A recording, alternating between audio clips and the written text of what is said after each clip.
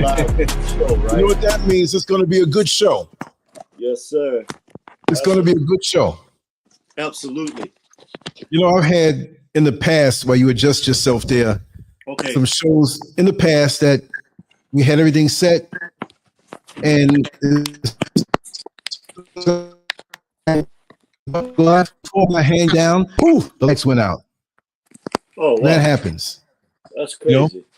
That happens. Yeah. Yeah. And it was before. That's good. That's good. Yeah, okay. Okay. Well, yeah, man, it's good to see you again. I didn't get a chance to chop it up with you as much as I would have liked to. But I know. It's so much, brother. It's accumulating. Like interest on a high interest loan. It's just so much positivity, so much I'm learning. I'm learning a lot. It's just I never had a weight on me, but it's like a weight was lifted off of me. So that shows you there's levels of ascension. Mm-hmm. And for me, so much has been revealed, so much I feel, so much I avoid. So I'm getting lighter and lighter in my spirit, you know? Yeah. And I know what I need to do. Yeah. And that's a great thing, man. You know, it's a pain avoidance, I like to call it. Don't bring enough, it's enough pain out here than me attracting pain to myself. Yeah. And like you said, I've learned to avoid a lot of things too, but I'm also learning, as you are, you know, new things. And that comes from, you know, ascending your mind. Yeah. You know, and one of the counters to that is we always have to deal with the emotional attack against our people constantly. It's like a never-ending stream. So I like the visual you did. That's actually better than the actual picture that they have of that manifest destiny with the lady flying and, you know, the people walking behind her to like an invading army, even though they're called settlers. I'll flash it again so we can see it. Oh yeah, I put different elements. Yeah. I had the woman, but I didn't get her levitate because if I put the letters up front, I would have to make her smaller. So I did put her high above the skyline. I put the German flag cross there, but I also put the colors up in the corner like she's holding it. And then you see whose face is to the left. But in order to not get complaints, I said, okay, let me fade him out where you can see him and recognize him. I love that. And know who we're talking. At least we can see who we're talking about. Exactly. And on the right side, you know, he did the salute, the Nazi salute, so I had to put him in there since he's playing such a big role with the government, and people are saying that he's the real president. So I had to hear that all the time now. Yeah, I had to play on those images. Oh no, hey man, that's great. Right but I love it. Oh yeah. That's a great gift you have. But when you look at the power dynamics in terms of when Trump is sitting down like this, Elon Musk is standing up in the Oval Office. You notice? Yeah. That's right. Yeah.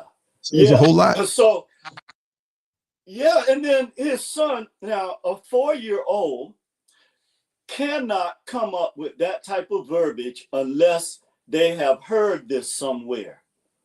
A lot.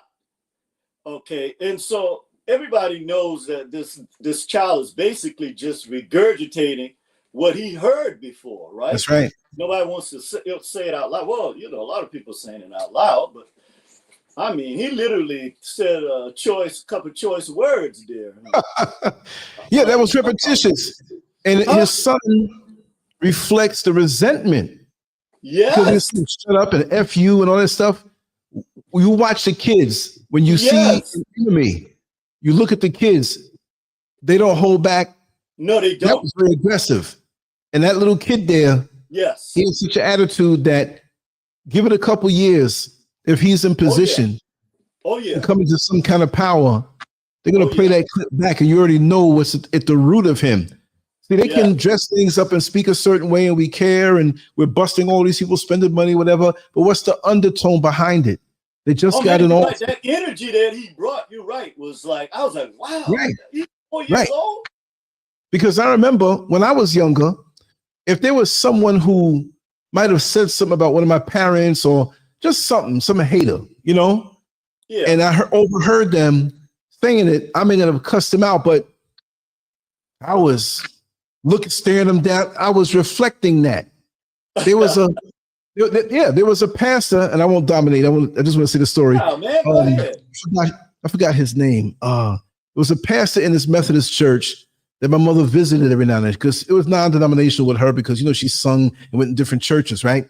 Right. So it was in the neighborhood, not too far. And so because she wasn't coming regular and my father was home, she was there. I came with her.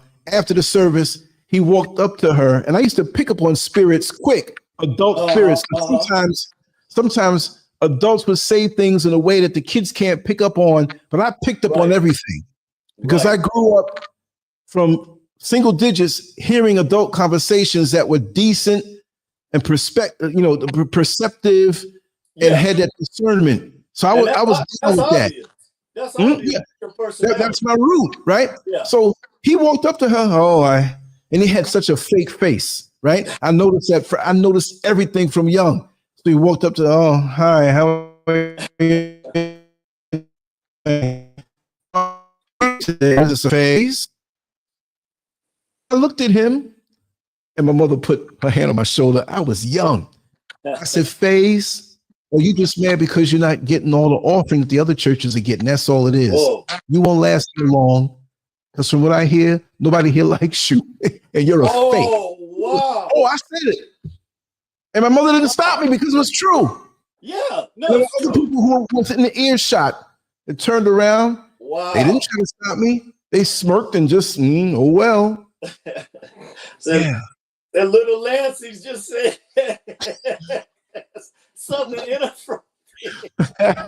You know, in church, they can fake you out in church better than anybody. And let's face it, black folks learn that in church. They learned that from white people, how to fake each other and laugh in your face, you know, and turn right around and you right behind them and they telling another person about you right in the church. And the parking lot's full. That's right. That's right. And after that, a lot of the elders and stuff, they were grinning. They were waiting we were still in there talking. My mother was talking to different people. She was laughing, you know, and they were all waiting, right?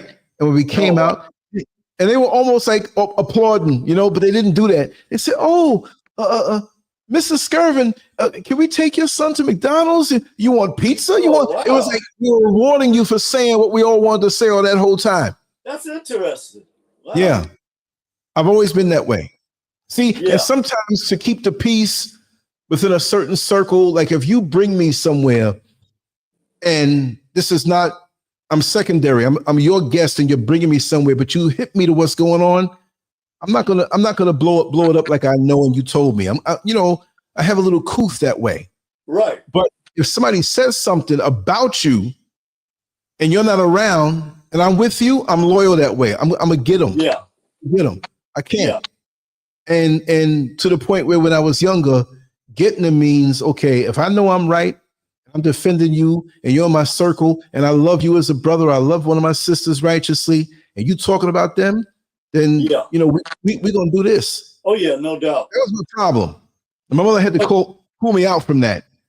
Oh, yeah. You know, from the fist part, ready to like, no. I heard, if you bother somebody in my circle, it bothers me. Because not only that it bothers me, but I feel like a punk if I don't get to say something and defend what's right. Yeah. You know what I mean? Right. Yeah. And again, that comes from not just hearing, but seeing, your people, your primary environment carry out that behavior. Because a lot of people, they talk, but their behavior, they're not doing this. And so it creates a dynamic where the child is confused, But obviously, you know, that was a great gift for you, as it was for me, and your parents. Really, I don't, you know, people try to downplay that. Yeah, when you get a certain age, you make choices and decisions. But what your Right. parents instill in you is the foundation of your personality. Yeah. Even Yeah. after you go through a change, those same dynamics are still there. Like when we were talking about when I got the inspiration that, okay, because I used to say in the beginning, I used to Mm-hmm. say that when the caterpillar went through the cocoon experience and everything, that it Right. was a total transformation. But then it was revealed to me, no, the caterpillar is still there. It's just not there in physical form. So it's still there in terms of its mental and spiritual effect that it had on your life when you were developed. Right. So it's sort of like that. All of us, you know, we make transformations, sometimes not good, but, you know, those of us that are able to make those transitions like you have, then there is like a knowing. And there's a difference between understanding and knowing, right?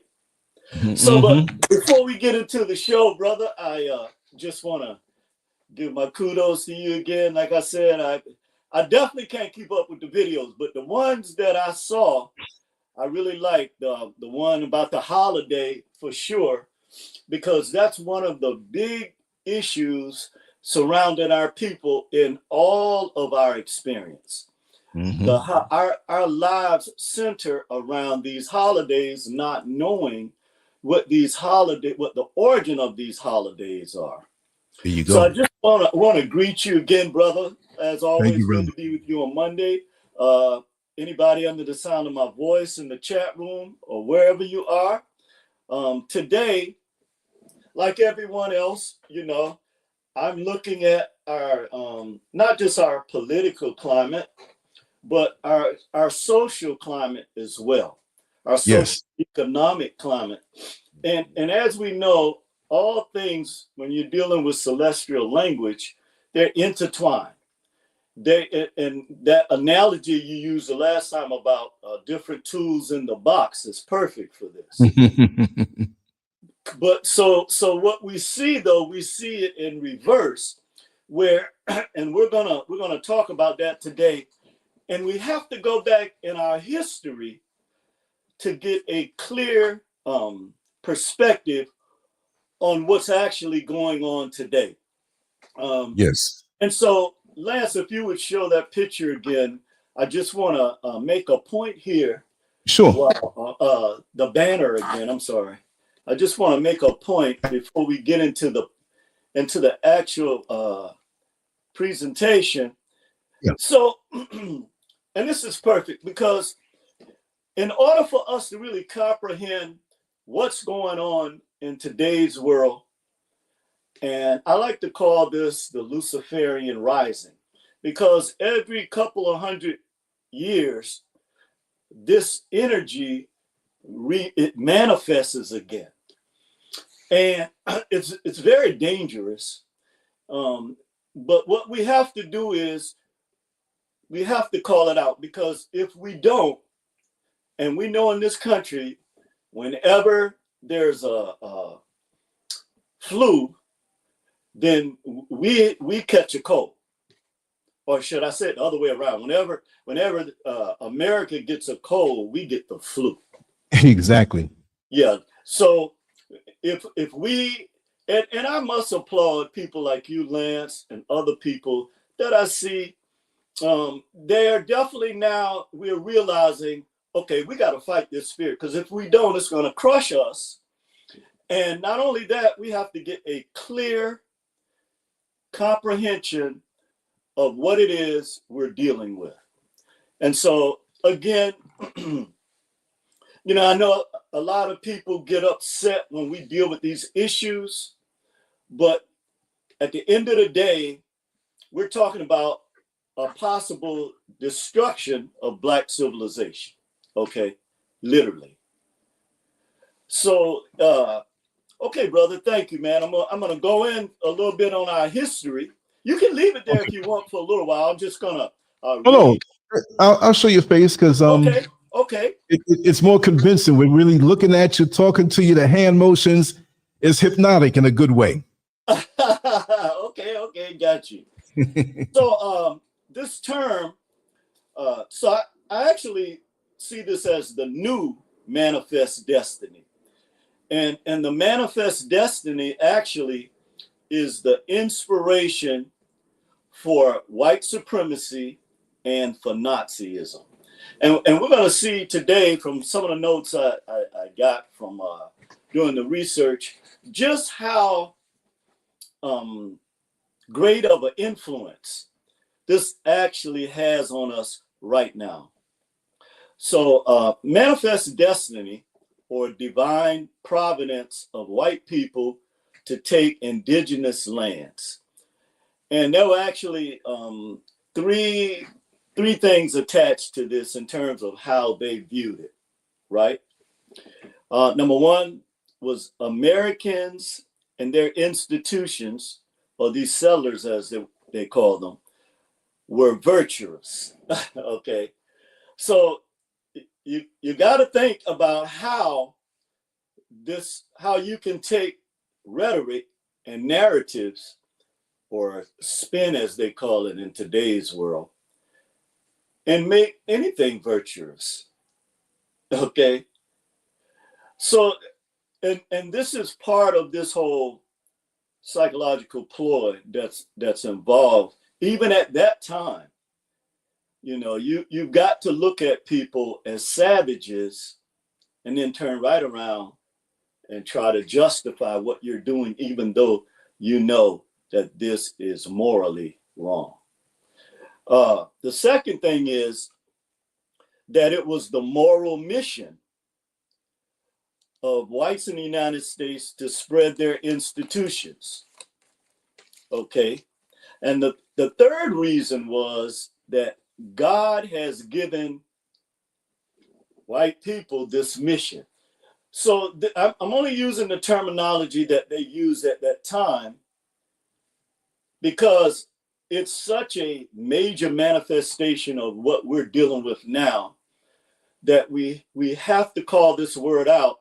And we're also going to look at why it's important to comprehend this at the same time. Okay, this is very, very important. And let's talk about how this actually came into being. All right. Now, we're talking about this part of our history that was the inspiration behind white supremacy and Nazism. And as you will see, the mindset during that time is eerily similar to the rhetoric that we're hearing right now. Okay, not just rhetoric, the actions that are being taken.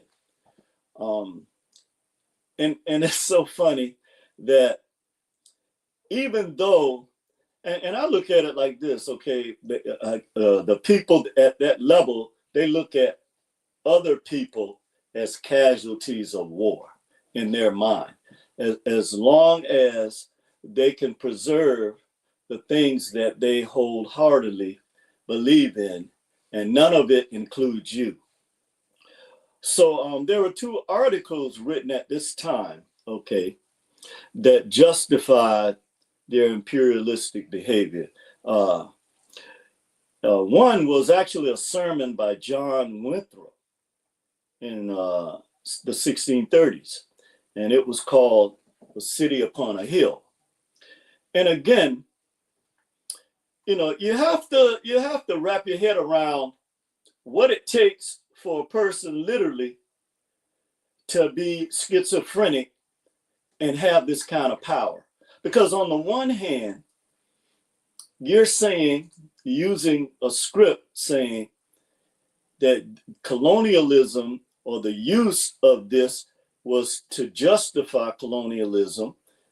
But on the other hand, you killed 55 million, well, some people say it's 56 million people in order to accomplish this. Now, you know, anybody in their right mind will know that if you kill 55 to 56 million people, then you have exterminated the very people that was created by the entity you say that gave you this mission. You see how crazy that is? That is Twisted. absolute. And we're talking men, women, and children. You know, brother? So this is absolutely insane from its very conception. Exactly. And then there was this article that was written by Thomas Paine in 1776 called Common Sense. Okay, and this to them, common sense was that it's our divine it's by divine providence that we have this manifest destiny. So what happened at this time, the Louisiana Purchase actually was when the United States, now under Andrew Jackson, who Donald Trump said is his favorite president, was like, okay, we're going to expand west, and in order for us to do this, sorry about that, brother. Sorry. No, that's fine. We're going to have to. There's going to be casualties of war. Just put it that way. So the Native Americans actually rebelled against the taking of their lands, and we know about the Trail of Tears. But here's where it gets interesting. So John Quincy Adams, who's then the Secretary of State, wrote that the whole continent of North America seems to be destined by divine providence. And in 1845, John O'Sullivan wrote an article stating that it was the manifest destiny of the United States and white people to expand and take over the entire continent of North America. So I want to pause here before we go any further so that we can kind of soak this in, because this was a very important aspect. And Lance, I told you I wasn't going to mention that name that they use, but I have to give some inference to it in the sense that people say, well, what part of history are you talking about making great again? This is the part of history that they're talking about. And you can see this in their actions.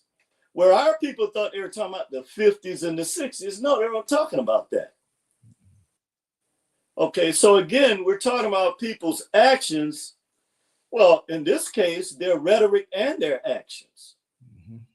And anybody in their right mind knows that if you're gonna keep black people out of the military, you're setting yourself up for failure.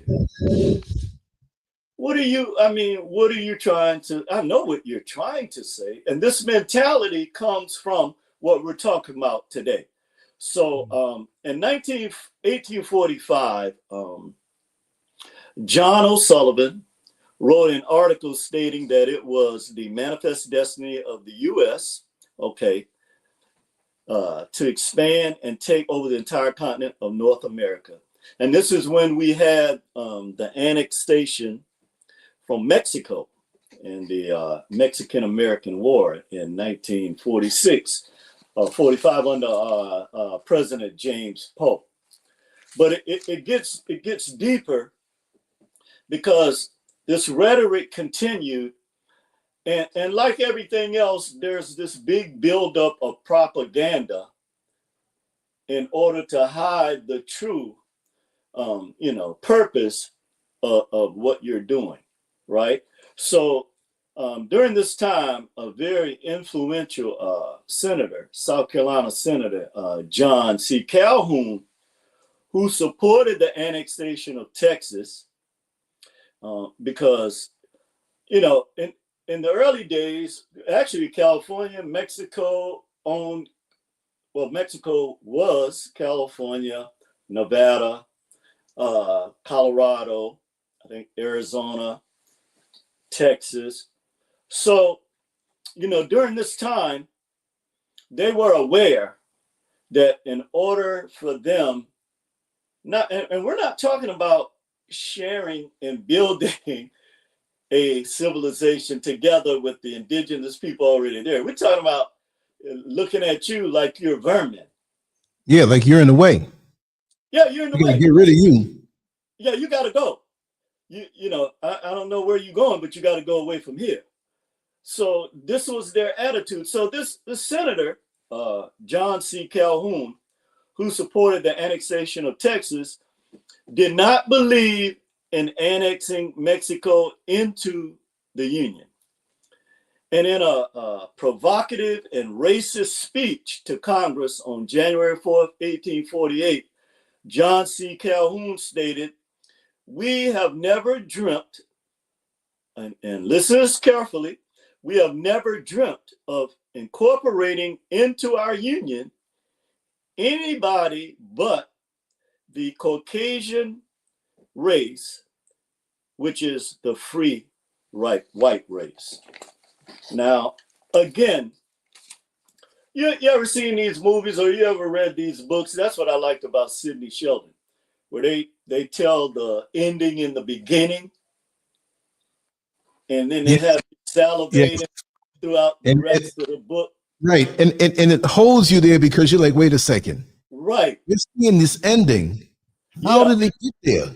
So every step of the way, so, I understand. It's actually, I figured this out years later. It's actually a ploy to keep you reading. Because, a lot of times you might read for a couple hours and put the book down or go do something else. But when you're reading Sidney Sheldon's books, he have you wanting to know, and he takes you through this long, drawn out process, right? And he'd be like, you wanting to choke him, like, can you get to the point? So this is so important for us to comprehend this now and look directly at the spirit that we're talking about right here. Because this was something that was done that, and we're going to see the connection with Hitler all the way over in Eastern Europe.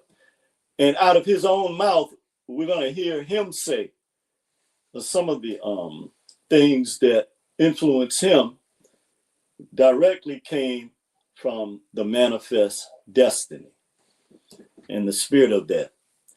Okay, but let me go over this again. So Senator John C. Calhoun said to incorporate Mexico would be the very first instance of its kind of incorporating an Indian race.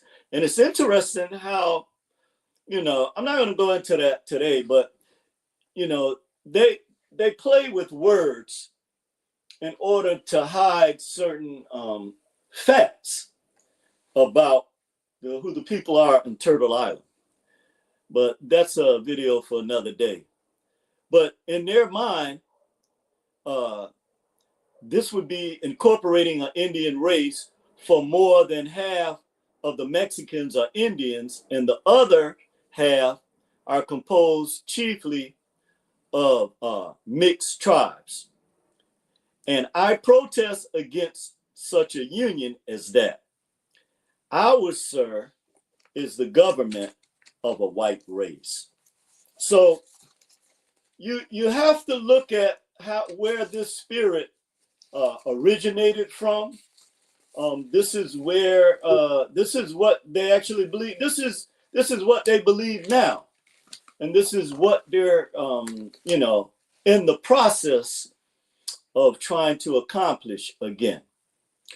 Now, as I was given that statistic earlier, I just want to reiterate it, that according to, and again, one of the greatest things I learned from my spiritual teacher, Dr. Kojo, was use their records. You don't have to fight. One of the things they do with our people, they get us emotionally caught up into this beef mentality. No, we're not beefing. We're giving actually facts and evidence, but what they do is they turn it around with this spirit of hate, right? In order to get us emotional and to actually try to intimidate us.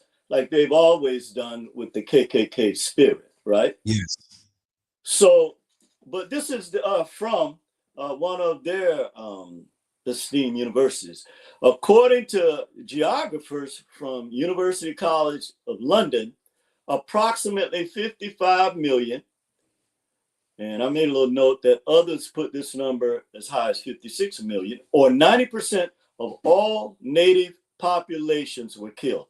Now, let me say that again, because, well, I'll use the term, politically correct term now, unalived. Okay. Right. You know, I ain't trying to get you shut down, brother, but the time is I know. But I know you, you know, I know you, and so I know that that you're willing to fight and put it on the line for truth. So, you know, I'm still not gonna, you know, I know them as well. We know them. Okay. So with the childish 2-year-old behavior, even though we have a First Amendment right and Article 19, a human right to free speech, we know their childish mentality. But imagine 55 million people, 56 million people exterminated. And I call it the indigenous Holocaust. And by the late 5th century, man, this is, you know, every time I read this stuff, it's just still hard to imagine. Okay. Exactly. It really is. But by the late 19th century, fewer than 238,000 indigenous people remain. Now, they killed 56 million, but there was still, well, actually, they wiped out most of them, 90%, except the ones that they wanted to use, you know, to help to learn how to farm and, you know, grow food and survive. So the ones that had this ability, they actually, and see, this is one of the reasons. So they don't, here's so crazy. When you actually think about now, you're going to use, and this is why we know that the spirit is actually stronger now than it's ever been in our history, other than the time we're talking about right now. You're going to shut down all of the major employment avenues for people just because you think that those programs help Black folks. That's why it was done. That's true. And I'm gonna be really honest with you, brother, about something, because you know, we from the East Coast, we know this, and you know more than me being from New York.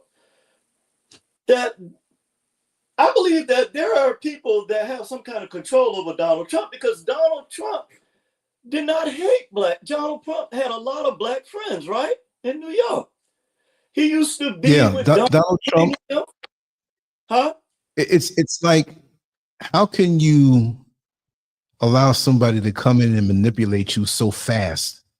They've been mindful of the wording him, right? Oh yeah. And that's ahead of time, because see, the people now, and just like a conservative poet was saying on the show the other day, all back in the day, it wasn't even a question. Right. Like I worked at Bijan Boutique, Bijan Pakzad, in, was it 1984, about a year. And that was about 3 blocks away from the Trump Tower. So I would see him occasionally, but he wouldn't just move the street. Yeah. But you would see him occasionally, or you would see his limos and see him. I'd see all kind of stars. And celebrities. He'd be in public with these Black people. He would socialize with them, right? He would. There were times that I was in parts of New York, and they said, "Oh, you know, Donald Trump just left out." But it wasn't like, "Oh man, Donald Trump." He was like regular.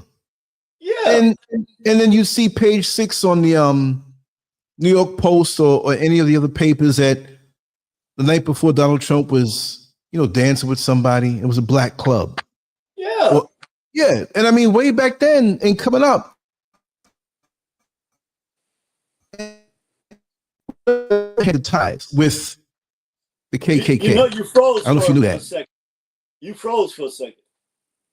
Oh yeah, no, this happened too. It's a little better than last night, but it's still going on. But Donald Trump's father has a connection to the KKK, but it never translated into him. And no, where he except lived for when in Jamaica, the States. Except Yeah, for when he was I think caught by the feds discriminating against, you know, people of color in New York in housing at one time.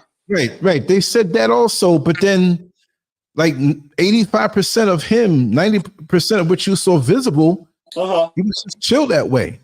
He's a Don King, Mike Tyson. Yeah, that's a money-making thing. Yeah. But what I remember is him just, there's no bodyguards. He was around rappers and regular folk and certain causes. He gave this to different organizations and told them, hey, you don't have to pay anything. He did stuff like that overall. But now, with what about him, they swayed a lot of things about him. And then see, because he does speak very brash, they don't understand it. Like me here online, I'm more laid back. But I was never a gangster. But what I'm saying is that I express myself blunt. Right. When I do, I don't insult anybody because I have a better, upbringing that way. But when all bets are off, I can talk with the best of them, right? And that's a trait that he has because he's old school New York. Right. And it gives people more confidence in you because, okay, at least I can see what he's saying, hear what he's saying. Right. Right. Yeah. Rather than somebody whispering behind your back. And that trait has propelled him to where he is. Because the average person, you don't know if they telling you the truth or a lie. Right. But with Trump, you gotta give him credit. At least you know where he's staying. Right. He's not trying to hide anything in terms of how he feels about you or nobody else. Mm-hmm. You know what I'm saying? So so let's kind of tie this up before we look at the connection and the inspiration. So we see the roots of white supremacy, but let's look at how Nazism now has always been in bed with this ideology. Okay. So let's look at, or let's hear from Hitler's own mouth how he was inspired by Manifest Destiny. So let's see here. Let's go. Well, first I want to set up the again the mentality or this ideology that exists that created this spirit, and that's why you see, I guess, him being so comfortable with someone that grew up in apartheid and also believes in the Nazi ideology, how he's so comfortable around him. So that tells me that this is around the president of the United States, whether he wants to admit this or not. And so let's see how this, this played out and how it got connected with Hitler, and how all of this now is very, very dangerous now that it has raised this ugly head now in, our highest halls of power. Okay, you're talking about the type of takeover that doesn't involve any type of physical aggression. Okay, this is in my mind, this is a digital coup. Okay, because if they have access to all of our information in the Treasury of the United States, then they own the United States. Ray Charles and Stevie Wonder can see this. How do you give an individual with 6 people at that age this type of power over the United States government. This is something else is going on that we can't see right now. But just to add it in, yeah, our privacy has been gone for the last 24 years. True. That's true. After 9/11, it's true. gone. Yeah, the Patriot Act. Yeah. Yeah, exactly. Social media was always, the capabilities were always there. Uh-huh. But it was given to us as a way for us to even make it normal, to normalize giving access. We're talking, we're seeing inside our house, our opinions, they testing us, one big social experiment. See, I'm gonna shut up after this, but when the enemy watches you, you know, he's way up on the hill, on the mountaintop. Right. Watching you. Yeah. And they're taking shifts and taking turns. Yes. We say, oh, man, it's quiet. We can just live our life and do our thing. Mm-hmm. They've been surveilling us for a long time, long before social media, with the technology that they have. They know where we stand. They know how we think. They know even how to influence us now, even to the point of almost influencing our thoughts, which they already do. Yeah, I was just getting ready to say that it made me think about the Chinese experiment that I talked about on one of the videos, where they were using radio waves and doing telepathy and causing shit to happen. Right. Well, so once you tapped into that electromagnetic spectrum, brother, that is a power. And we're talking about somebody that has the ability to deal with neural links. So, you know. Mm-hmm. Even and one more thing, even the effects of food. And I've been studying this and can't really bring down all the companies and statistics, whatever. This is a worldwide thing. Do you know they're testing how processed foods hit the brain? They can engineer foods to have a cocaine-like effect on the brain. Wow. This is why when you saw what's the chicken burger they had a while back, I did a video on that. Spicy chicken? Was it? It was a chicken burger. Was it that spicy Louisiana chicken or something? I remember people going crazy old chicken. The chicken sandwich. They were crazy. They're fighting over it and everything. In the food, they're gonna start doing things to make us complacent, docile, non-aggressive, which we should control our aggression until it's time to go to war. Anyway, what I'm saying is that we're being attacked from so many different ways. Mm-hmm. Our minds with the phones, we interact, we see a little red dot on the Facebook page, we got to act on it. Who's giving a message? We're checking. It's just like, you're so right, man. Yeah. You see this thing and you got to get it. Middle of the night, you half asleep. You so tired you can't even wipe the stuff out the corner of your eye. And you see this thing, you don't put it down and say, oh, check it in the morning. No. Lots of times we're in the restroom doing our thing and got the phone in the other hand, holding something else in the other.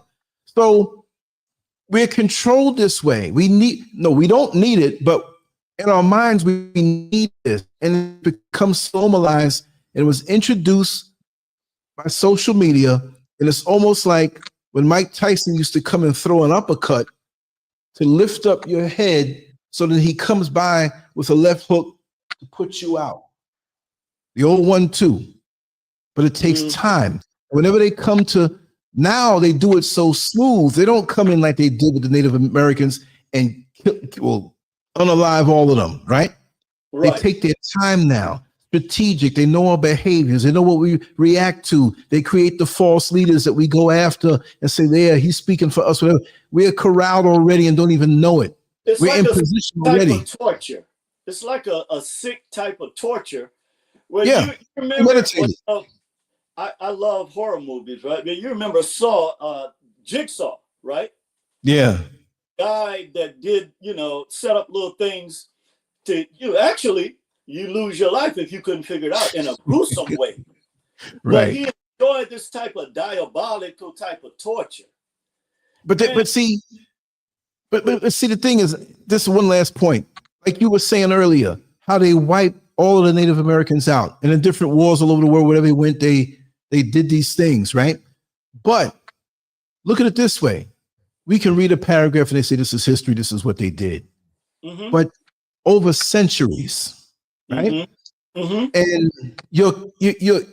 I even hate to see a chicken unalived when you see it happen.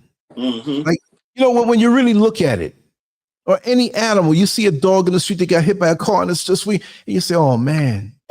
Now these people are doing it on purpose in the conquest, and they're so arrogant within themselves that they feel they have the right to take a life and go to a church and worship a God that they feel makes them superior.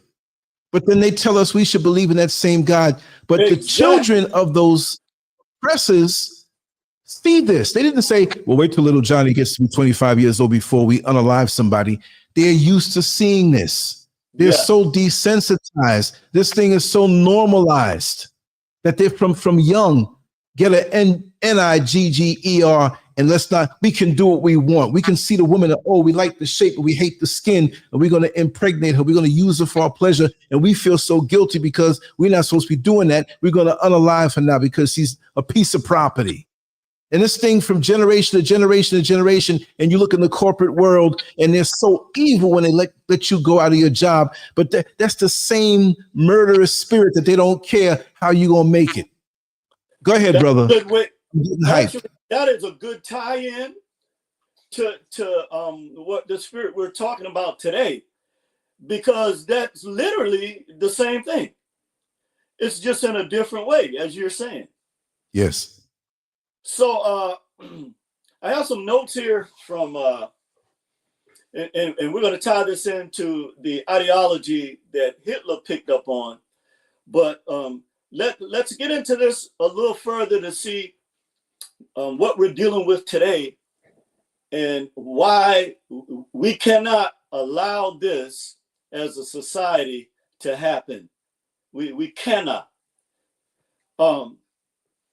So they were creating, just like you were saying, a sort of consciousness of kind that eventuated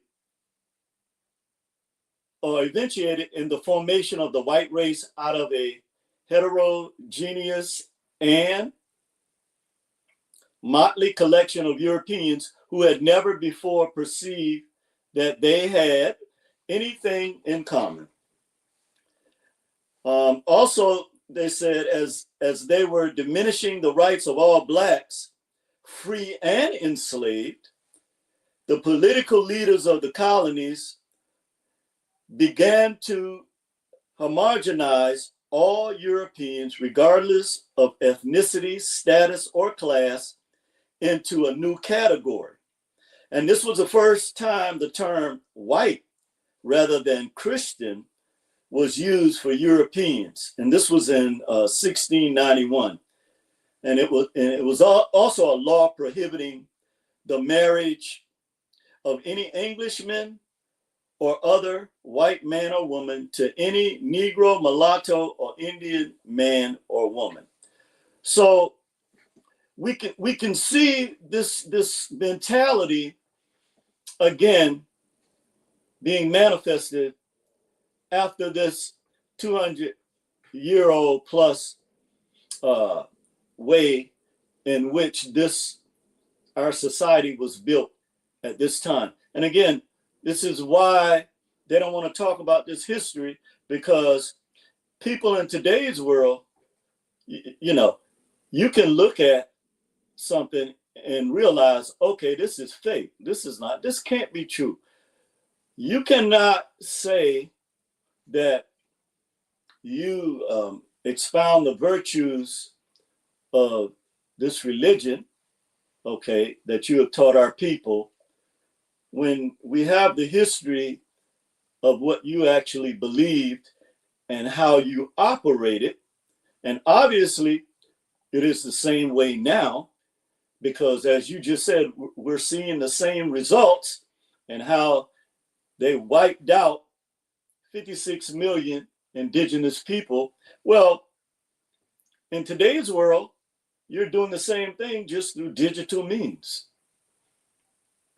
Well, now, not just digital, you're actually doing it the same way, because you're effectively wiping out people's lives at the same time. And this is not necessary. It's only necessary, okay, because obviously the Luciferians have taken control over the United States government. But so let's look at a little more of this mentality, that so our people can understand and comprehend now what they mean by this, and what's actually being carried out, okay, because it has been done before in our history. And like Malcolm always said, those that forget the past are destined to repeat it, okay. As Blacks recognized the significance of Protestant baptism and sought to secure more rights, slave owners responded by protecting their property and redefining mastery to emphasize race rather than religion. This strange move was intended to weaken the status of free Blacks and solidify their control over enslaved laborers. Now you see how evil that is? So when our people, that's why they don't want you going back and going through, and I could just hear Dr. Green in my ear saying, when you study history, you have got to take your time and you have got to look at it. But the way they teach you history in the school, first of all, they don't put these in the books. These come from, higher forms of history that's been written that they don't allow in the public school systems. But I remember him saying that when they teach history, you're going too fast. Okay, you need to dissect it. And just like a surgeon, okay, they're going to dissect wherever the root of that issue is, they're going to get to it. And they're going to dissect everything that's either preventing them from getting to it, okay, or that's the actual problem. So that's why when I'm dealing with history, this important history here, I take my time to explain it, because it can't be rebutted, okay? And I can go to the Library of Congress or the Smithsonian and several other institutions to back up this information. So, a lot of times they want to attack the messenger, but this is just a ploy so that our people will stay ignorant of what's actually, so this Project 2025, thank you, creators. That's what I wanted to say in the beginning, that this Project 2025 is not something that was just constructed, okay? I don't know why people feel this. This is I like to call it a Magna Carta, okay, or a great charter that is charter of manifest destiny. That is, now they have someone in place,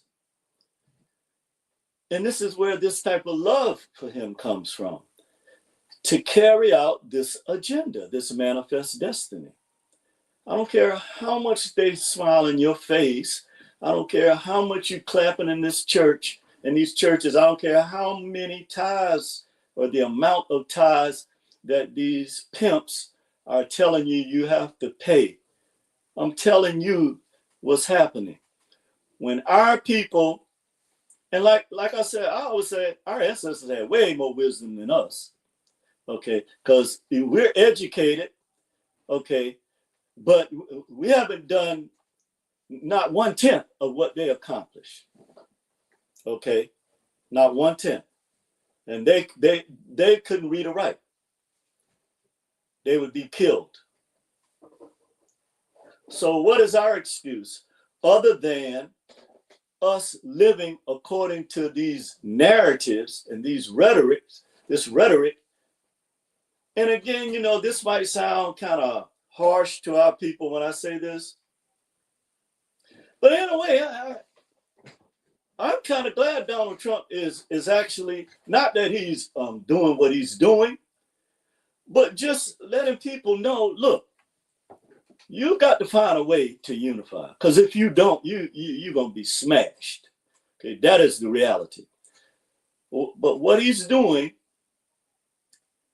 and again, I believe they're just carrying out this manifest destiny that is 200 years old. And the individuals that you and I don't see, because as I've stated before, the people that actually run this country and, you know, other countries that use this type of power, this evil force, you never see them. You don't even know their names. Okay. I always like the script, there's nothing new under the sun. There's nothing new.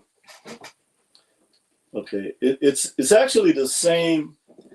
Actually, to be honest with you, this is the same spirit that has always opposed our people. That's right. Down through the millennia. Ever since we came in contact with them, there was a jealousy when they first came to our lands and they saw the spirituality that we had, right? That they couldn't connect with. This is what, so when they tell you that some entity, that there was a war in heaven because some entity was jealous of the creator, you have to look into this deeper, okay? It's just like a movie. Everything is laid out to you, but it's like you figure it out. You get the pieces to the puzzle.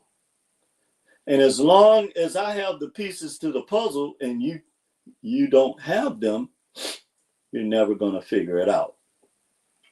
Okay, let's look at, y'all all right? Okay. Everything's good. Okay, brother. All right, let's keep going here. As a small but significant number of Africans and African Americans chose to participate in Christian rites, such as baptism, they forced Protestants to redefine their definition of race and their concept of freedom. Faced with a growing population of Black men who were born free and Christian, Protestant slave owners changed their laws to incorporate race and exclude Africans and their descendants from enfranchisement. Okay, it's the same playbook. It's just that, as I was saying, they have someone now that will implement this. Okay. Yeah. So let's look at a couple of more things, and we're going to tie this into Nazism. Okay. All right, here we go here. Let's look at a couple of more things here. Here we go. Okay, so the Barbados laws of 1652 suggest that Europeans were encouraged to treat enslaved Africans with especial severity and cruelty. And the Comprehensive Act of 1661 enhanced the distinctions made between Europeans and African laborers. These distinctions, because you know, they have these coons putting out here, well, white people were enslaved too. And that just lets me know that you're ignorant of real history. Okay, I don't know if you know the difference between shadow slavery, or keeping our people treating our people like animals. And the laborers that they brought from European countries that were rewarded through the Homestead Act and other acts, you know, being an indentured servant. But this distinction, oh my God, what's wrong with me? These distinctions were justified with languages that dumb racial thinking, especially the naming of Negroes. So now, when they came up with this name, Negroes, that was when they put this mentality, this white supremacy mentality into white people. It wasn't it was the first time that they openly acknowledged it, because prior to the 1600s, well, I'd say the 1500s, there was no such thing that was comparable to white supremacy. In fact, the majority of people in the world worship black gods. That is a fact. Yes. Okay? That is an undisputable. And so we know from the Moors in Spain that you just look at that history. Okay. And so they had to create this whole, and this term Negro was one of the ways they were able to do this, because that in itself, that name at that time, well, it still does to a certain degree, has certain characteristics attached to it. Yeah, that's the best way to put it. So as the political economy of slavery spread into Jamaica and South Carolina, racial language became more sophisticated, like they do with these words today, like DI, CRT, woke. You know, it's the same playbook. They create these words, they're really just slurs against Black people. And so rather than saying it in your face, they create, and so rather than, you know, just coming straight out and saying I'm a bigot, they use these words. And everybody knows, in your heart chakra, certainly Black folks know what you mean when you use these terms. But this is where they begin to use these more sophisticated, you know, racial terms or slurs. With the naming of white people. So this is when they started calling themselves white and calling us Negroes.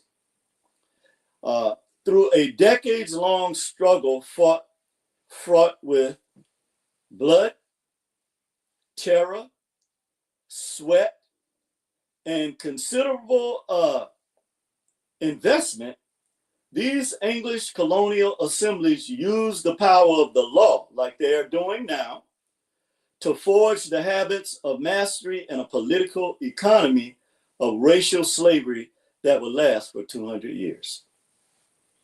So see, this is why they actually put this, why they put this playbook into motion right now, is because this was very, very successful for them. Okay.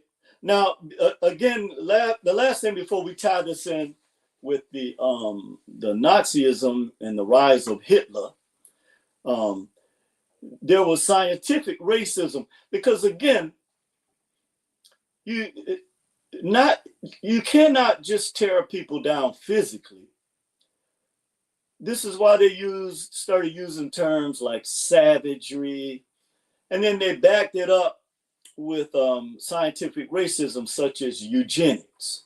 Mm-hmm. Okay, or what happened when when Jesse Owens made him snort more cocaine, because he could not believe at that Olympics, okay, that Jesse Owens had destroyed this lie about white supremacy. So scientific racism was incorporated to try to show some type of intellectual inferiority when they knew how ingenious our people were. All the inventions our people actually taught them how to farm. They would have starved to death even in Jamestown and in other plantations. Who you think was growing the food and cooking the food? So that's why when they tell these lies about our people today, and you hear these people saying, well, black people are lazy, and that lets me know that you're ignorant. Because if you don't know, and let me back that up though, because it's a willful ignorance. They have intentionally dumbed down people. There are even white people that I hear now come out and say, we didn't know this about black people, which I find hard to believe. But if you never have any material about something in your home, and then you go to school and you never hear about it, you go to church and all the angels are white, God is white, the devil might as well be black because you got him red with horns. I mean, so when you look at the symbiology behind this, it wasn't just the physical treatment of our people, even though that was horrific. Half that story, all you got to do is go back and look at the breeding farms and the buck breaking and all of the evil, nasty, wicked things that were done to our people. It's just taking a whip and cutting a baby out of a stomach and smashing their head on the ground, tying somebody, the 4 different horses, their legs. What, I even sometimes when I'm reading this stuff and thinking about it, saying to myself, is this true?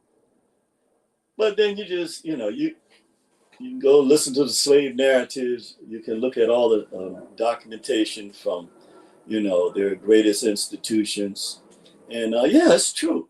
So it's like you were saying when we're in our private conversation where, they hit us with so many different things that you become numb to it. It's normalized, right?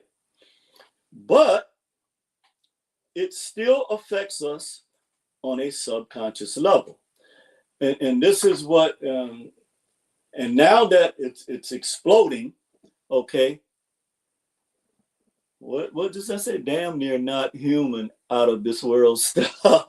You're right, Samara. It's almost hard, it's almost hard to actually believe. But then when you look at the propaganda that came out of, the political, because when you talk about Senator Calhoun, and I went back and studied some of it, these were people who were in the Congress of the United States. And these were senators, our most powerful, politicians. And so, it begs to differ. What is it that we're missing here? Because, like the old saying going, you got 1,000 snakes at your door. Does somebody say they're going to give you, Muhammad Ali. Yeah, Muhammad Ali. Am I going to open the door to see which ones are good? No. No, I don't think so. Because all it takes is one of them to bite you. Am I going to let them all in and take a risk that all the cows is going to save me? A million bad snakes when they come. They all look the same. Am I the dumb? No, you stay out there with them all. Oh, man, it's amazing how you can shine. Now, is Muhammad Ali, you can mimic actually other people too. I've heard you do Mike Tyson. That was a good one. Yes, it's amazing how, I'm watching Metamorphosis. He teaches me so much. In a way, it's a manifestation of customatum. It's just really amazing. Okay, man. I ain't gonna challenge you no more on that. But Jamie Foxx did I think a YouTube makeover of Mike Tyson. Well, he actually was telling stories when Mike Tyson showed up at a club. And, yeah. You saw that one? Yes, I was laughing. I'm practicing on things because once I get a person, but I want to do a whole. I want to have like 25 that I do. You know what I mean? That would be, yeah. I was cracking a friend up the other night doing a Paul Mooney. I love Paul Mooney, so I'm going to do some conversations between different stars. Uh-huh. It's going to be some stupid conversations too. You're going to be laughing, Oh man, that's great. That's crazy. I mean, stupid is as stupid does. Comical. You know what I mean? Yeah, comedy is always good. I like my sage because, when we're dealing with that, that's a real evil spirit, bro. That Luciferian spirit. Mm-hmm. And the thing about it is that it doesn't, other people on a lower level of this power, they may try to conceal it, but they don't. One thing you can tell the blueprint of them is that they put their wickedness into motion. They don't just talk rhetoric, okay? That's the difference between them. And you hear some of these slick talking, it's just so the natives used to say they talk with forked tongues, right? On the one hand, I'm telling you one thing, and then, okay, good. Okay. So, were you finished, brother? Oh yeah, I just want to say something very interesting. Okay. Missy just came into the room and said, what do you think they're planning for us? And I made a comment, it won't show, but they wouldn't let me put it through. And this is my channel. I said extermination. Wow. Extermination, yeah. Extermination, yeah. And YouTube left a message and said, YouTube rejected your comment. This usually means that they think it's spam. Try changing it a bit. So they monitor a lot of things we say. And AI is all up in here. And they don't want us to talk about this or publicly talk about this, where people will be, stimulated to think a little bit, because a lot of folks, they're in La La Land and they don't really understand what's going on. Yeah. They don't understand what's really going on. They don't. Mm-mm. They don't. It's like walking like zombies. Yeah. and then the other thing too is pretending like we're not under assault. Okay. Now, of course, we can still have fun and live our lives or whatever. Right. But we still have to identify the things that they're using to exterminate or try to exterminate us. And we're talking about, because whenever we talk about things like this, people just look at the physical aspect. No. There are no more mental health hospitals. That's why you see people walking around digging in trash cans to find food to eat. But they're doing this to the middle class of Black people.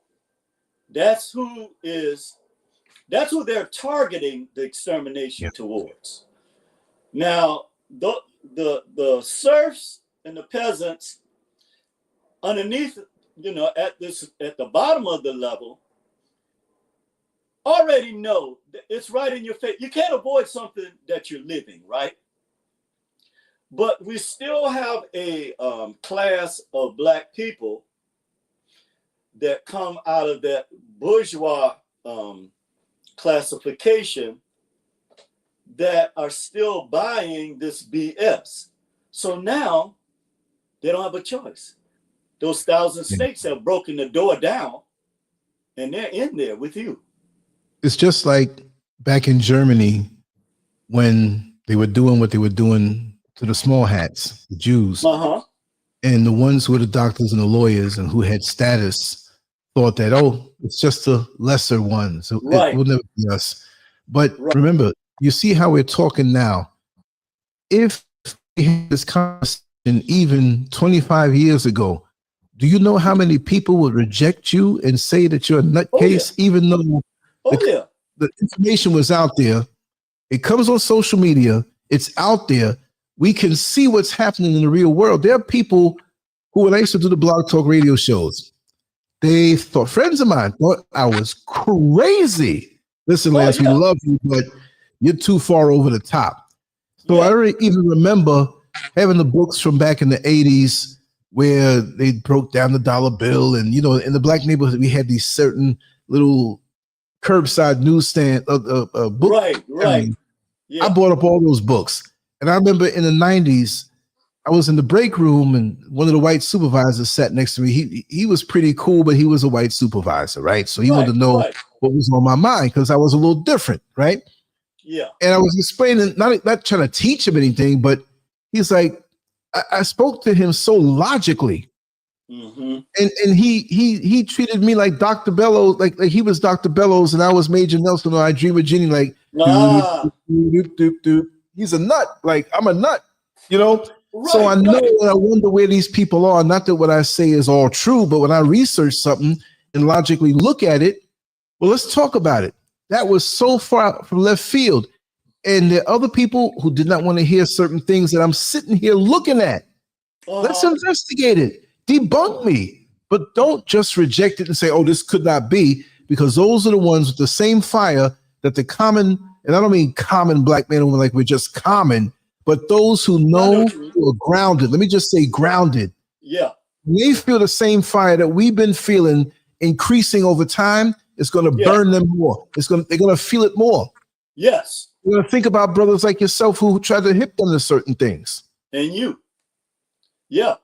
I remember the first time I came across your video, I told you I ran out the house yelling at the top of my lungs because I said, this is the brother that is going to help get my information out to the world. Of course. And that we've been good ever since. That story about how I was rejected, right?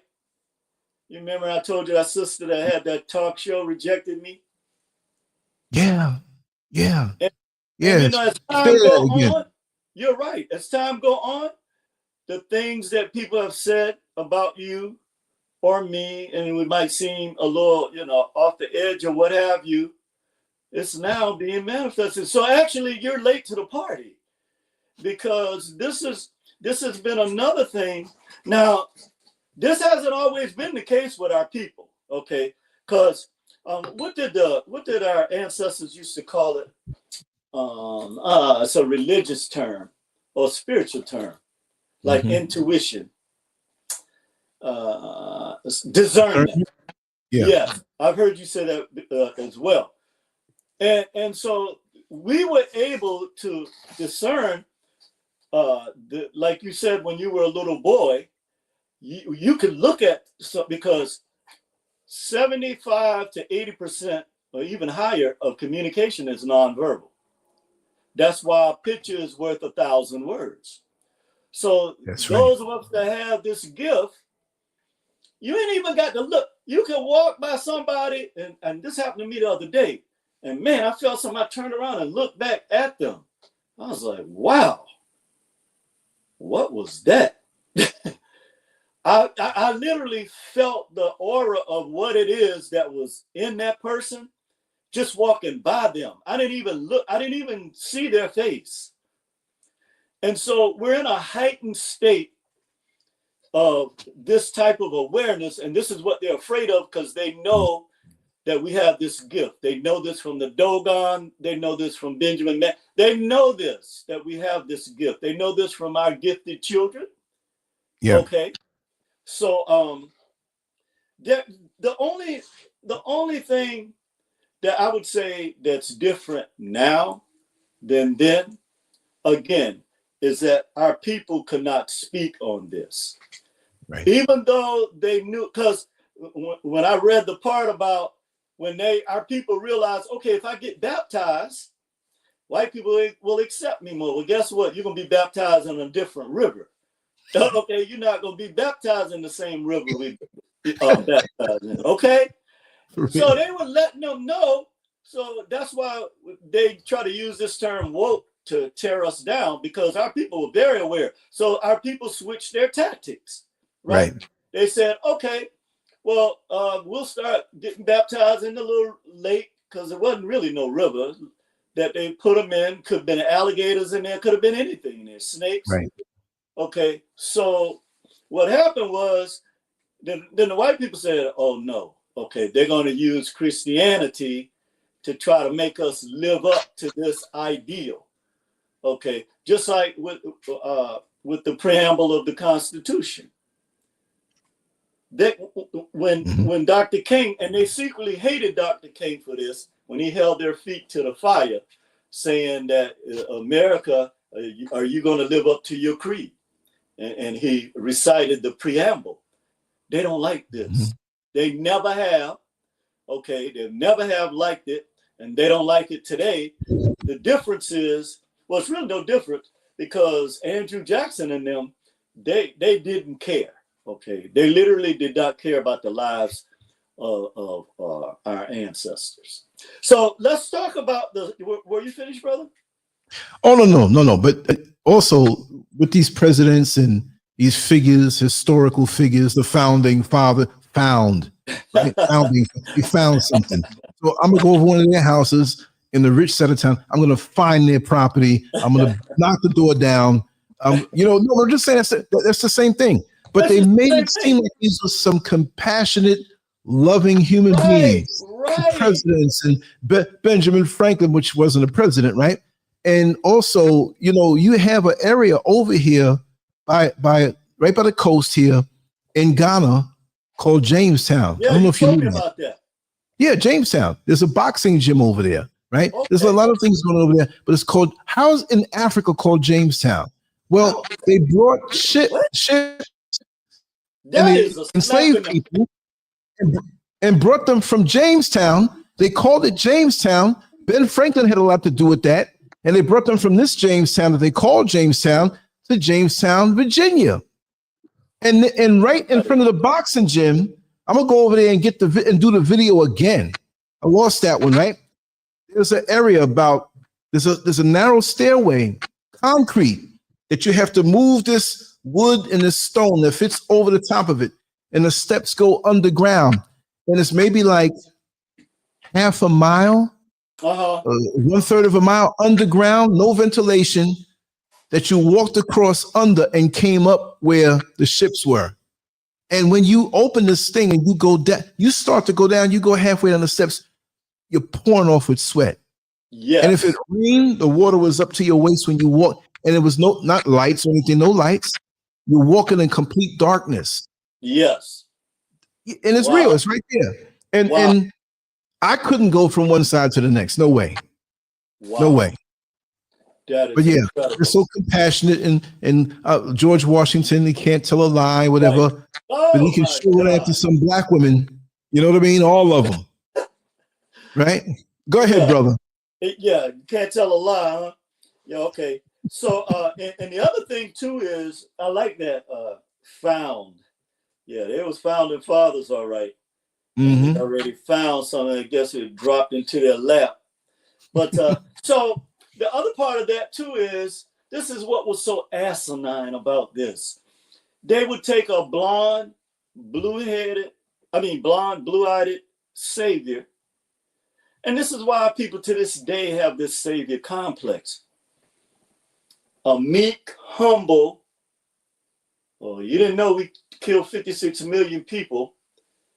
And with meek, humble individual that love you so much, but we're going to beat you with this whip, okay, if you don't have 30 pounds of cotton out of that field today.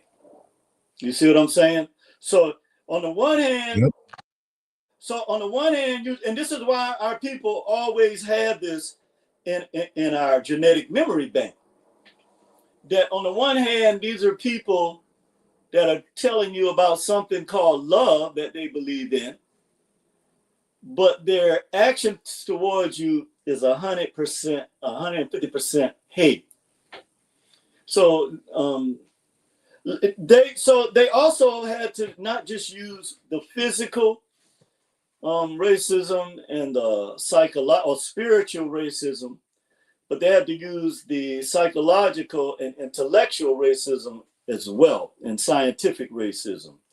So here we see from the 1830s onwards, biological explanations for the inferiority of non-European people quickly gained in popularity in the US.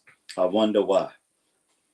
The pseudoscientists who spread these theories found it easy to create evidence that fit with their preconceived notions about other races, helping to further legitimize already ingrained ideas about the inferiority of Indians and Black people.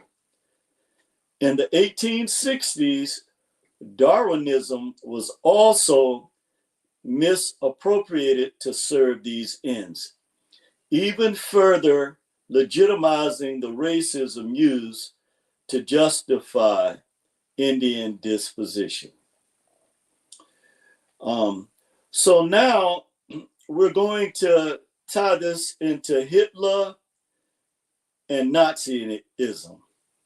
Okay, and this is very important to note that these two mentalities have always been intertwined.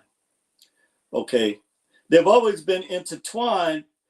The difference is that it was not overtly spoken simply because of World War II and the millions of Americans that died with Black people and people of all cultures died. When Hitler first encountered this power that he wanted to have in Eastern Europe, then he looked to this period in American history, which we're going to talk about today, to get this inspiration, okay, for him to accomplish what he was trying to accomplish. So let's get into this. There were a couple of people who he really, their ideology inspired him as well. One of them, well, two of them was Ratzel and Dimberg. And they believed that the United States in general and American westward expansion in particular were exemplary for German colonization efforts. I'm gonna read that again, because see, again, this is a part of history that they don't teach, okay? And so, again, this is why it's so dangerous to have this ideology at the very pinnacle of power in America. This is a dangerous precedent. And we the people must, and Black people in particular, you must realize what is going on right now. And not just realize it, but respond to it, okay? But these two German philosophers, Ratzel and Dimberg, believed that the United States in general and American westward expansion in particular were exemplary for German colonization efforts. These perceptions, though not uncontested, were so widely shared in the early years of the 20th century that during and after Lothar von Trotha's murderous campaign against the Herero and the Nama in Germany and Southwest Africa, colonial administrators and proponents of colonialism in both GSWA and the German mainland viewed American westward expansion and Indian policies as worthy of emulation in Germany's only settler colony. And this is from the Frontier to German Southwest Africa, page 505. So you see, this cannot be disputed. Okay, this was the inspiration, the actual manifest destiny and the westward expansion. Okay, This was the actual inspiration, the white supremacy from that era. And so now you see these two forces coming back together that existed during that time. And this is what they mean about making it great again.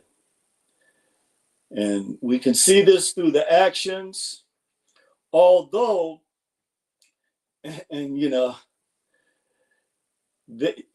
although they were fooled, because anytime there's a perception that this attack is going to knock down the progress of Black people, just like when they burned our towns down, okay, and just like the Black Wall Street, Rosewood, I can think of at least 10 right now where they destroyed our towns, killed all our people, the ones that weren't able to escape, men, women, and children. And there are over 200 Black towns underwater. Okay. These are facts that can't be disputed. Okay. If you know where to get the data from, it's right there. Okay. So this is another part of what Ratso was saying, that I know that people do not like to hear all this, but anything more thoughtless, more harebrained than our present day citizenship laws scarcely exist. There is today one state in which at least weak beginnings towards a better conception are noticeable. Of course, it is not our model, German Republic, but the American Union, in which an effort is made to consult reason, at least partially. Okay.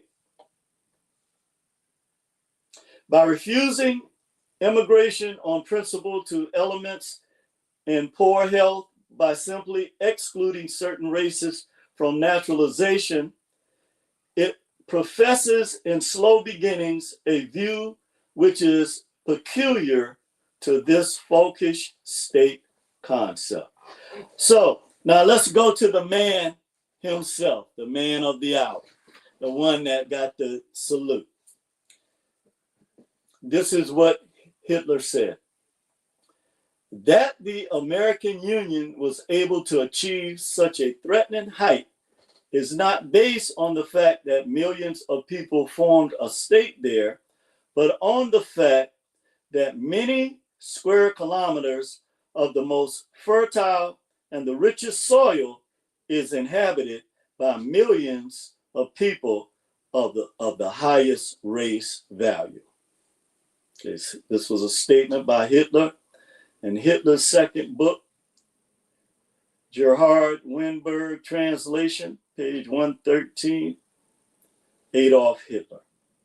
So right there, he's saying that it doesn't matter that they wiped out 56 million.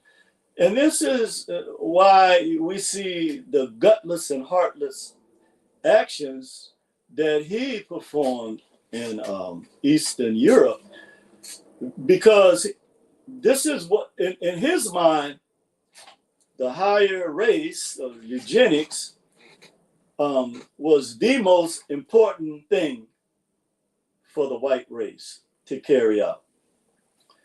The German, and by the way, this meant exterminating anybody that was not perceived to be, I guess, from the German race, and that did not hold the same ideologies that they held. So he also said that the German people's prospects are hopeless. Neither the present living space nor that achieved by a restoration of the borders of 1914 will allow us to lead a life analogous to that of the American people. So again, he was looking at this manifest destiny as a blueprint for how he was going to achieve the same thing that Andrew Jackson and the colonizers or settlers, what they want to call them, achieved. This was his blueprint. This is undeniable. These are Hitler's words. So not Neil Frazier's or LANCESCURV's words. Okay? Because you know how they get. Oh, he's trying to do this and these are racists. And no, I didn't write this. Lance didn't write this. But we're glad that they did.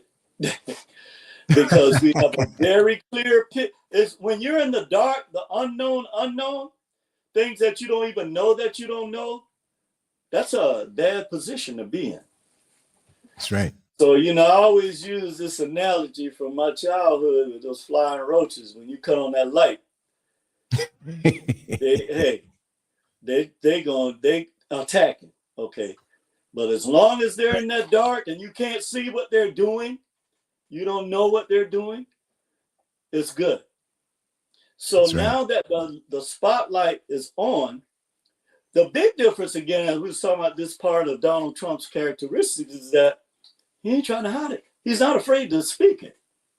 And that gives it an additional power, because nature teaches this. When you see a goddamn wolf, you know to run, okay? When you see a fox, you're not as intimidated. You might, okay, I got to get out of here. Right. But the fox is going to dangle a carrot in your face. They're going to, use manipulative words and deception and bamboozle you. That's the fox's nature. But a wolf ain't trying to sugarcoat nothing. If they see you, it's on. It's on. That's right. You better have world-class speed, or either be able to fly, because once they see you, there is no turning back. Right, exactly. Once they lock in. Huh? I said, once they lock in, the battle is on. Oh, yes. So you can't, to run is going to give them more confidence. It's in their nature to bite you up and eat you up. So listen, you're going to have to see that same thing inside of me. Like you might get me to a certain point. Exactly. I'm trying to gouge your eyes out. While you bit something on me, you're not going to see no more. You're not going to be able to make babies no more. I'll pick up a stone and cut your stuff off. See, I'll pick up the closest thing to me, I'm picking up. That's right. Everything could be a weapon. And this is why with the youngest of us in these schools, I just truly believe that many of the teachers back then who were of the other persuasion, even little hats, they're placed there to look over the horizon to see the brightest of us, or those of us who have the greatest discernment, who is going to be a threat, because they know that when you think out of the box and you have an expanded viewpoint at that particular age, those younger elementary school ages, that's why that was put in place anyway, to indoctrinate us, to make sure we behave, on time and get there, all these little rules. But those of us who they would label a problem or label rebellious or try to corral us back into the herd if we ask too many questions. That's to identify us and to break our spirits from young. Yes, and most of the parents are not aware of that. And they, that's your teacher. Listen to your teacher. Mm-hmm. And look at all the things we're learning in the present day that they didn't dare teach us back then, because if they taught us those things back then, it would ignite and that was always creating revolution. Rebellion has always been the biggest fear that they had. But you are so absolutely correct. They start when you're in kindergarten. They start influencing and they identify. So that system that you're talking about, now they can do it digitally. But they used to do it to us, like you were saying, through the records. So when they put something in your records, it's a dog whistle to other white people that read records. Oh, they know. You got to watch this. You can continue to work of breaking you down. Yes. Yeah. You got to watch this one, because they are aware, just like that movie They Live, when they put on those glasses and they were saying, "Oh, we got one that can see." Remember that scene? Yeah. Yeah. Oh, we got one that can see us. Right. So this is the level that they're on now. But it is truly, when I first saw the connection, I was like, wow, Hitler was inspired by Manifest Destiny. Who would have ever thought this? Right. So there is a major, they're like twins that have been what they lost each other for 200 years, and now you know, like the vampires that you can never, they live, they're immortals. Yeah. Okay, because now it's like they recognize, there is my long lost twin. And now we're putting this power back together so we can achieve this goal. We did not we thought when we wiped out 56 million, that's the number they're giving. I always say it's higher. Gotta be. We thought that this was a wrap. But no, we couldn't exterminate them. So this is what Hitler said. He said, Hitler saw the USA as the most successful settler colonial project. And just listen at the words project. And he attributed this success to its racial purity and its abundance of continuous, Lieberswam, which is an ideology that defines Nazism. It's a social ideology. It's relative to its population, which had been acquired, according to him, by shooting down the Indians. Okay, that's the way he saw this, that this racial purity was accomplished by unaliving the Indians. To replicate this, he wanted to do what they had done, but better. This was made especially prudent by his belief that German expansion would likely lead to conflict with the USA as its living space, meant that it was destined to become the premier great power and thus Germany's main competition on the world stage. So he's saying that once Germany uses this blueprint and become this power, then inevitably, in which this was true because of World War II. He actually prophesied this because this was going to, once America moved into the 20th century, then some of this rhetoric began, even though the spirit of it was still alive, but some of the rhetoric began to be challenged. So for him, the USA had to be emulated both in order to succeed in settler colonial expansion and because doing so was the only way that a nation could become strong enough to challenge it. All of this stemmed from the manifest destiny, Lieberswam logic. Okay, so, you know, no matter how much they're trying to hide this, it's in plain sight. We heard from Hitler's own mouth that the manifest destiny, which is revered by white people in the history books because they use the word settler rather than imperialism and colonialism, which it was or is. So now we see the spirit of this, and this is why we the people cannot stand idly by and watch this happen. And so with that, brother, I'm going to conclude today. So yes. Yeah. Wow. Yeah. And Another good one. Yeah, brother. I mean, you know, I felt so strongly about this because one of the mistakes that we continue to make as a people. So when you, like you were saying earlier, when you know someone is threatening your livelihood, are you just gonna let them take everything? Are you just good? So the other thing that's not told is our people fought back.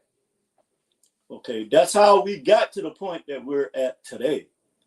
Right. They couldn't fight back with the pen and pencil as effectively as we can, and they could not express certain things. But when they got together in the meetings, they didn't allow the coons because they knew who the coons were, and so they would have little codes. And even I heard one of the slaves said, they was like, well, she was like, no, the guy was asking, well, how did you guys plan all of this when you were under constant watch? Even among, his point was that, you know, you have that black people have always had these enemies amongst us, right? And that everything that we did, eventually there was somebody within the camp that had taken this information to our enemies. So long story short, she was saying, well, she said, when we, and they use the language, they call them raccoons. And, you know, because, you know, for whatever reason they call them. And she said, well, when you let the coons know what you're going to do, she didn't say what you're going to do, what you finna do. Finna do, then you ain't gonna have very much able to do it. And the guy was looking at it, he was like, you know what? That makes sense. I know exactly what you mean, because we have the same problem today. She was like, oh yeah, this lady was, man, she was about 90 something years old.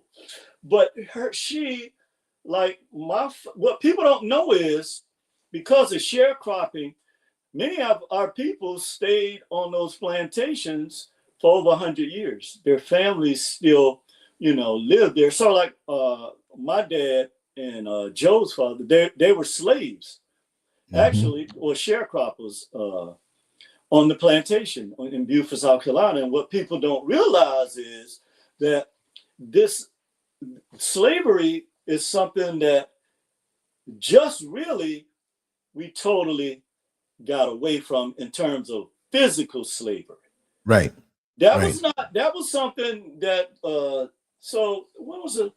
So my dad was there. So in the 40s, in the 40s, they still had our people operating like slaves. Diane. And so at the end of the day, we have to look at the connection today and learn from our ancestors how they overcame it, because they are trying to exterminate us. And extermination doesn't just mean physically. Because when you don't have, and we talked about this before, Lance, what are we going to do when we can't employ our own people? You see? So you go and you get a master's degree or a PhD, what you going to do with it? When these people are telling you they're getting ready to exterminate the Department of Education. That's right. But see, a lot of us are not looking far enough down the road. Right. We don't understand what's going on because we're so, again, I hate to keep bringing up the phone, but we got this thing in our face. Well, it's true. We're blinding ourselves. And we're processing a warped reality that doesn't exist, but it takes bits of reality and morphs it into fantasy and keeps us emotional also. So we have all these different things going on around us and in our head, but if we were to clear that away and look at reality, like if I tell you 2, 4, 6, 8, you know it's 10 coming. Some people will tell you 13 because of the state of their own mind. So a lot of people are they're not gonna make it, man. They're not gonna make it. Those who refuse to see that the walls are closing in and there's a way to get out of it by rejecting the system, getting out of the system, preparing to live without the system and getting that savior mentality where this white sky daddy or whoever's going to come at the end of the day and save me. But every other race is setting up their way of remaining buoyant. Yeah, they are. Yeah, but all we can do is entertain and dance and tell jokes or whatever, and we're not even benefiting from that. Some of us are. I mean, on a generational level, right? But most are just glad to get the crumbs. Level. Exactly, but they're benefiting from everything because we're no better off than when we got out from slavery. Some of us made it. You see some people with the flash or whatever. They afford you that. But if you step out of line, what do? You lose it all, right? So are we truly independent? And we're not thinking about it. Yeah, because everything that we have is tied to their economic system. And that's the unfortunate part about it, is that and no matter how you look at it, at the end of the day, because of the situation we're in, we have to go through them just to survive. Yeah. And that's a bad situation to be in, because now they're telling you that they're cutting off the umbilical cord. And we all knew this day was coming. I want to go over there and want to show you something. But keep on talking. I'm going to get up and I'm going to grab something to show you. Show you how simple moving toward independence is. Give me a second. I'll be right back. Keep talking. Okay. So now that they're putting it in our face, saying that I'm cutting off all of your lifelines, what are Black people going to do? What are we going to do? Because now we don't even own the businesses in our own neighborhoods.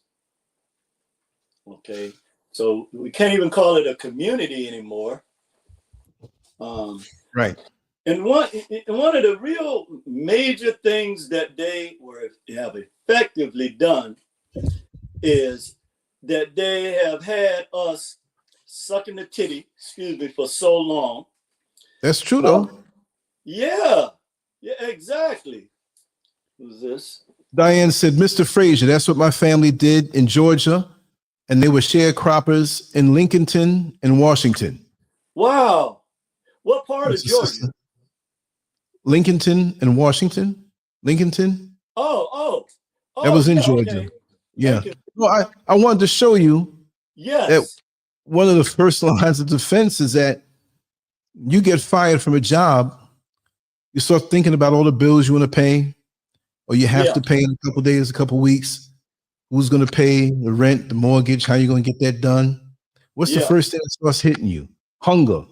Yep. For some reason you get fired off a job, you get hungry, you start thinking about the restaurants you're going to go to, whatever. But it's very seldom that you're equipped at home. Yeah. Get your kitchen ready, y'all. Move to a place where it's a warmer climate where you can grow your own stuff. Because like I said, one of the reasons why I don't have to leave this house as much, because I can grow my own stuff. GMO free. GMO free. Yeah. This is the seventh one. Free. The seventh one I've had in the last 4 days growing out there in the backyard. Look at that. Ain't no label on there from Walmart or whatever. Sam's Club. That's right. There's no GMO here. Nothing. That's right. No devil put their hand on this. I'm the first and only hand that touched this. I'm going to cut it up, and it's a flavor you don't know, along with everything else that's growing out there. Right? Wow, that is a big statement. And yeah, you're right. There's no name on it. Okay, right. You know that man can't claim it. It came straight from the creator. Look, I got a big head. I can tell you how big this pineapple is, right? That's funny. But you know, brother, that's one of the other problems that we're facing in terms of food shortages, that we don't have no land to grow food. So you can't grow it on concrete. You're gonna have to eat there. You're gonna have to eat the GMOs because you don't have anywhere to grow food. The other problem too is they have, just like you're going to have to eat, just like back in slavery on the plantation, they had to eat chitlins. Mm-hmm. Okay, Oh wow. That living Yeah. that are living out They're of the trying to country. cut off the Social Security money for people that are living out of the country. Well, first of all, that's those people's money. Thank you, Diane. That's something I didn't know. Yeah. But see what it is with that, and I read several articles and I researched that if you live out of the country, you have to check in every year. Okay. To prove that you are who you are. Okay. So that money can keep coming, right? The other thing with my other retirement, because I get Social Security in April.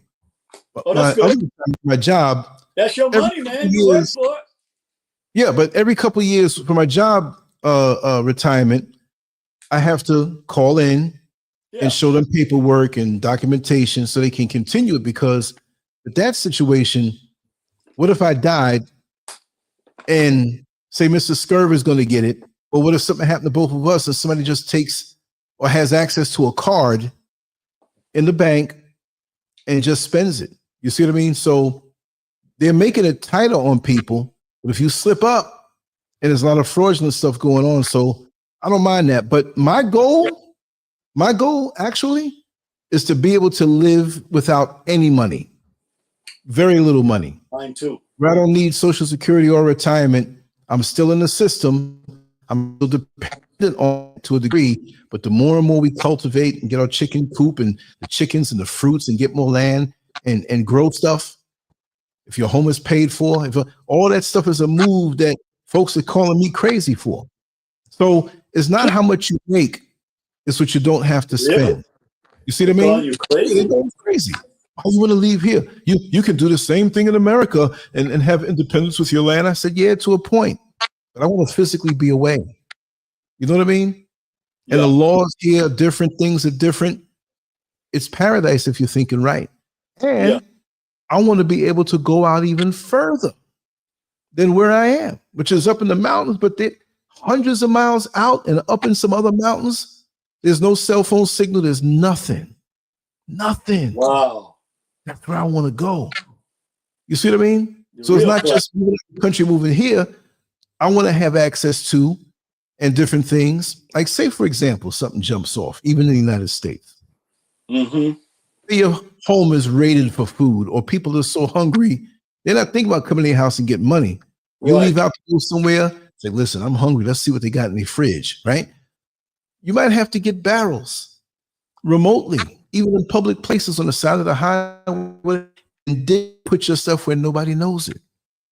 People become the worst enemy of each other when they didn't prepare and they don't have the resources.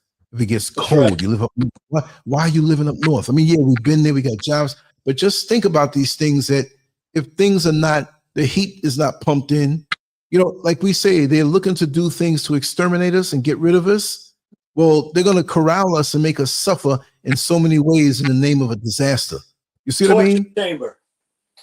Yeah. I think they get some kind of sick, these entities that they're serving. No, and I know that.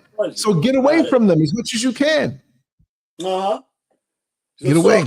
It's going to go back to nature, the hierarchy of needs, food, shelter, and clothing. And like you said, somebody kick your door in and there's money on the table and they ain't thinking about that money.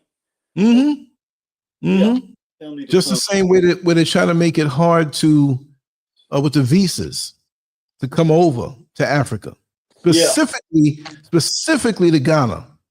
So they don't watch you online.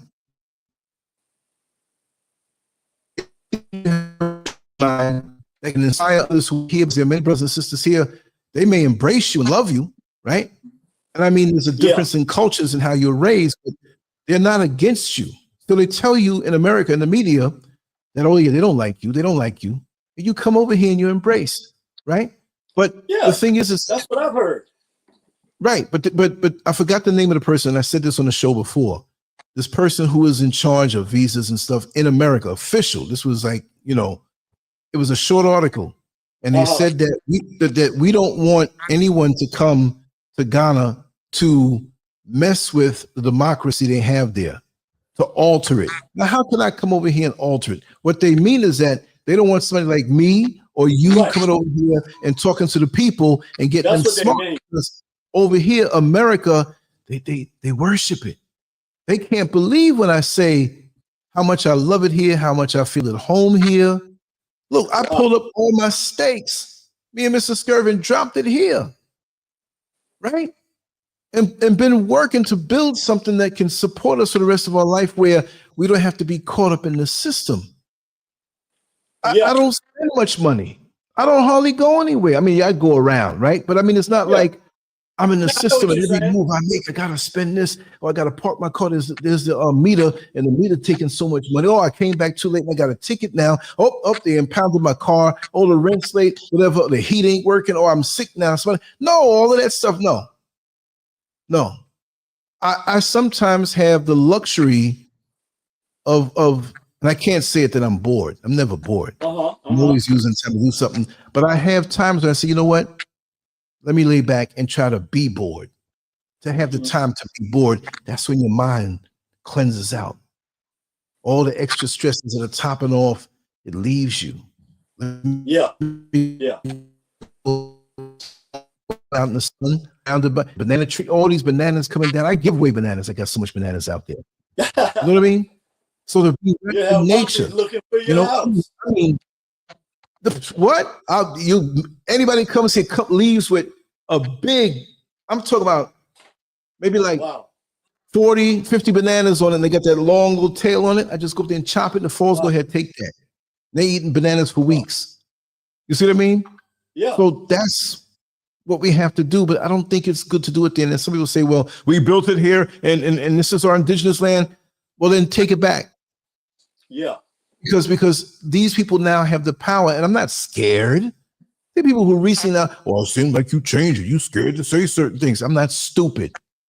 I'm not going to get on here on YouTube with AI and say certain things. I'm trying to stay here to get people to come on to my new platforms that have nothing to do with this. You're not going to do that. That saying that will be the ones laughing when the same people that's saying that will be the ones laughing when the channel gets shut down. No, exactly. But see, but they talk brave and get a little taste of that channel shut down stuff and want to say, I'm scared. I'm not scared. I put working on this, and I want to reconnect with my people, and I'm out. There's going to come a day probably I'll willingly leave YouTube. Yeah. Not really, but I'm just saying what I won't. The more and more I build up elsewhere on a social media digital level, right? So, there's so many things you have to have the foresight, you have to have the vision, discernment to know how to navigate in the fight. Why would I go out in the first round with a guy who is known for knocking people out, who has such a heavy heart, a George Foreman, an Ernie Shavers? You know what I mean? Right. Go out there and keep my hands down and just, no. I'm going to carry you to the late rounds. I'm going to build up points. I'll be smart about who and what. Because you can kill myself anyway, but I'm going to move smart. I'm going to get maximum return for every effort that I do. Like I said, what's the noose around our neck? The finances. So live in a way where you reduce your overhead. Live in a way where you can see on a finite level what you need to make you happy. Look, I'm in my own nightclub right now. I'm happy. You can't keep me out of this place. This is my man cave here. Yeah. I'm gonna set up all the way around. I'm good. Yeah. You know what I mean? Oh, yeah. What do you need to make you happy that's not going to keep draining money out of your pocket? You go into a nightclub every week, a bar every week, you're spending money. You're going out here, No, this place is the sugar honey iced tea that people want to come to. And I'm home. Yeah. Upstairs, Mr. SCURV will cook anything in her laboratory, her culinary, whatever. Bring it down. Way up top, there's bedrooms everywhere. People like yourself, you come, you got a place to stay. It'll be like your boy Paul Mooney said, your room is just like you left it. Yeah. All right, brother. Well, I better get out of here. I see it's after 2 o'clock. Yes. Thank you again, man. Yes, indeed. It's been great as always. Yes. Thank you for the time that you shared and the research and right. Yeah. Keep holding on to those belts. This week is going to be a heck of a week. Watch, but make sure to go to that. I'm going to send you a link, and you go there and you put your email address in there. And you're going to see how much I've been doing. I've been doing a lot more writing. I'm going to get more in the writing. Good. Yeah, send that to me. I want to see the writing. Yeah, we good. All right. All right, All right, brother. Take care, brother. Yes, definitely. I'm gonna wrap this down. I got some work to do, y'all. And I would say I'd come on later, but I got 2 important phone calls to make that may take a little longer. And I don't know how long it would take because I'm 5 hours ahead of the East Coast. So therefore it's 10:06 over here. So it's 5:06 on the East Coast. And the calls I have to make the business hours, they wrap it down around 7 on the East Coast. So I got a little less than 2 hours. And my voice is good. I'm strong. I don't know if I'll come back again tonight. I might, so don't be surprised. But like I said, I have to process this audio that Sarge did with me. Speaking about, if you've been on the show for a long time ago, you'll remember Sarge, highly opinionated to the point where a lot of folks disagreed. And sometimes they try to act like they didn't like him, but he had some phenomenal things to say. It was a conversation that kept cutting off. So I have to patch it up, do my editing, not to edit anything out, but make sure that everything runs smooth. And I want to get that up. And there's a little piece that me and Mrs. SCURV made. I want to get that up. So I got things to put up. And I just want to thank you all for the continued support and just sharing the links and whatever, just being here. Thank you all for being here. And this is what I do. This is what I love. You know, this is why I made a part of my home for that. And it's going to continue to grow. And the best is yet to come. And this is what we're built for, to keep having these conversations that are worthwhile, but connect with people who are actually doing it. Because, you know, on social media, we have so many people that run their mouth and they want to hear themselves talk, but they don't want to connect with those who are really about it and to have a revolution of the mind also. Revolution on all kind of levels, but in the mind. And so if you have anybody who wants to come on and we chop it up, multiple people who are here in Ghana, when you come out to Ghana, you can come here and sit down in my studio and we could talk and go for hours. And there's so many different formats that I'm developing right now here. And I still have a lot of other work to do, but as you can see, we're unstoppable. We're not going to stop. This is our passion, and we will continue on regardless. You see? So anybody who speaks doom, they only look stupid at the end of the day, right? So I'm going to wrap this down, and I'm going to head out, play a song or two, and I will be back. Trust and believe. It's always going to happen that way until our Creator calls me home. Much love to you all. Peace.